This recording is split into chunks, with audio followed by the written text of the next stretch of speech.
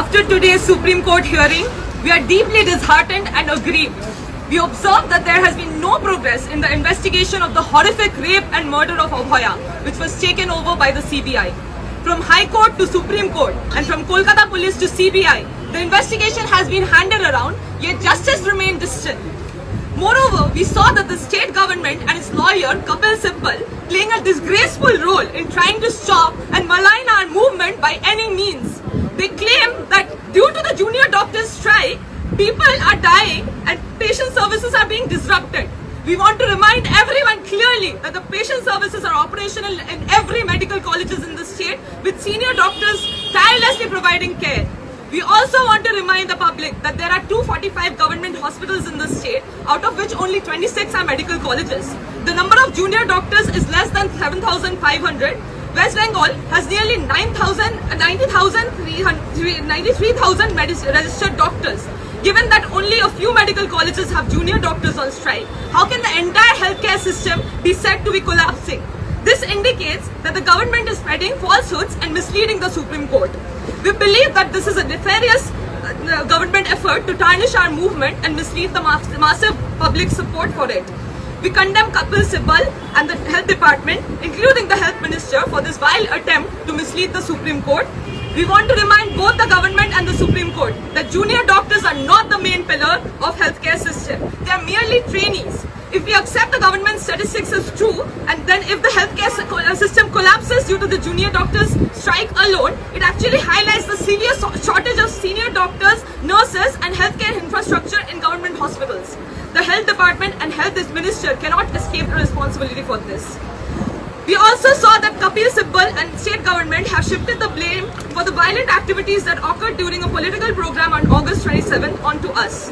We want to remind clearly that we had stated on August 26th that we had no connection with the political program, did not support any violent or politically motivated activities, and will not do so in future.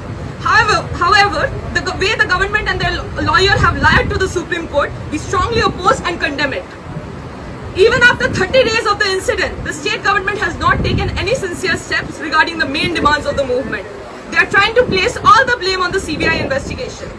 No action has been taken regarding the police negligence or the healthcare corruption. The suspension of Shondip Ghosh, Birupakha Vishwas or Obhik De seems more like a mere cover-up. In reality, Shondip Ghosh was given only a nominal show-cause notice after CBI arrest. The reasons for suspension of Obhik De and Birupakha Vishwas have not been mentioned. Such big suspension orders will be challenged and taken down in court. This appears to be nothing more than a facade to pacify public anger. We demand that strict disciplinary action be taken against Shondip Ghosh and the Health Department suspend Obhik De and Birupakha Vishwas with proper justification. From the first day of movement, we have raised demands concerning safety.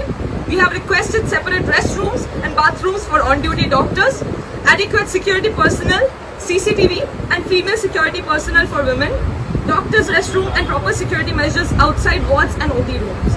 However, we want to remind that merely increasing police presence and separating doctors' rooms will not ensure safety. Ensuring proper patient services in government hospitals is essential to guarantee the safety of doctors and healthcare workers.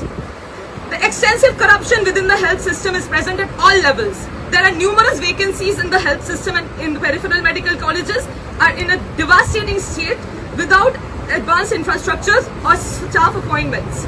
The healthcare system does not solely run on doctors, it also involves GDAs, technicians, nurses and doctors, all of whom are integral. Long-term permanent appointments are not being made for GDAs or technicians. Temporary workers are being hired instead, causing various problems. In our daily experience, we know that there is no proper referral system in the state's health system. There is no central referring system, no initiative to digitize the medical services in colleges, no facility managers listening to patient issues.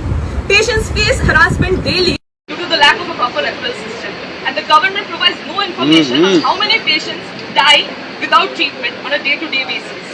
With super specialty hospitals and numerous medical colleges opening up, the situation in the workplaces remain unchanged. There is shortage of doctors, permanent nurses and healthcare workers.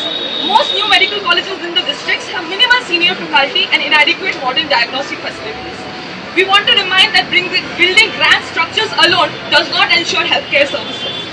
A sound health policy, proper staff appointments and and genuine government intent are required. Unfortunately, we do not see such a picture. We question why a seriously injured man had to travel 30 kilometers from Kondagat to Kolkata for a CT scan. And why was there no minimal CT scan facility in a nearby super specialty hospital?